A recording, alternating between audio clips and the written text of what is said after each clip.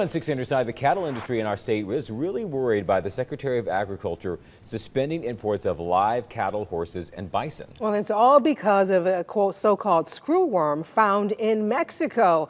Your West Alabama reporter Brian Henry picking up the story from here, talking to some cattle producers in Alabama. Are they concerned at this point?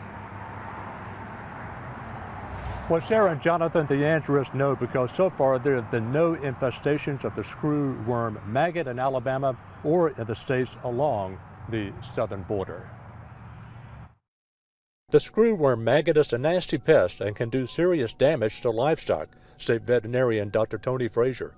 And the problem here is it lays its egg in and around living or an open wound or living tissue. Montgomery County cattleman Dr. Will Carter knows all about the screwworm, but only from studying and seeing photos of the fly over the years. It was eradicated in this country decades ago, which means for Dr. Carter, the pest is not high on his worry list. But thankfully right now it is close to the bottom, thanks to some proactive work by the Department of Ag. Still, the screwworm can kill livestock. That's why the federal government temporarily closed all ports of entry along the southern border. It was Mexico that alerted the American government the screwworm had been detected in rural farms 700 miles from the southern U.S. border. Problem with this New World screwworm larvae is they have devastating effects on livestock. To be clear, Dr. Tony Frazier says this is not something for Alabama cattlemen to be alarmed about.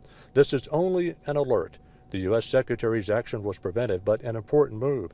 Alabama ranks 14th in the country in beef cattle production. I think it's a great move. Both governments are working to eradicate the pest in Mexico, in part by releasing sterile flies, according to the USDA. Not treating it, the effort is total eradication. For now, the screwworm is not an issue for Alabama cattlemen like Dr. Will Carter. Efforts are underway hundreds of miles from here to keep it that way.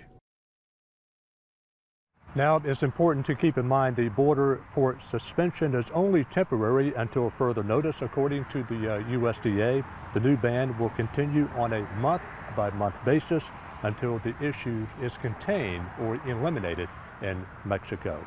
Your reporter in West Alabama, Brian Henry, WBRC 6 News, on your side.